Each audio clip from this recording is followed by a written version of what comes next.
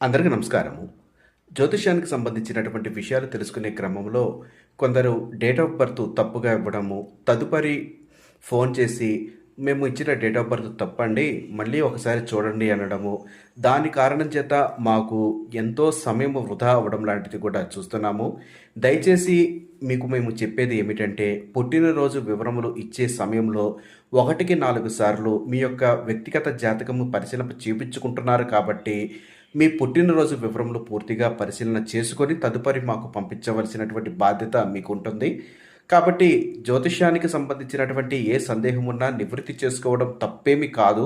కానీ జాతకము చూపించుకునే క్రమంలో date of birth తప్పిస్తే అది మేము 2 నుంచి 3 గంటల పాటు మీ డేటు చూసి జాతకము రాస్తూ ఉంటాము. మీరు చెప్పిన సమస్యకు ఇచ్చిన డేట్ ఆఫ్ బర్త్కి సంబంధం ఉండకపోవడం కారణంగా దానిలో మేము ఎంతో ఇబ్బంది పడుతూ ఉంటాము. కాబట్టి మీరు డేట్ ఆఫ్ బర్త్ ఇచ్చే క్రమంలోనే చక్కగా మాకు అనుకూలంగా ఉండే విధంగా మీ పుట్టినరోజు వివరములు తొలిసారే ఖచ్చితమైనటువంటి పుట్టినరోజు వివరములు ఇవ్వండి.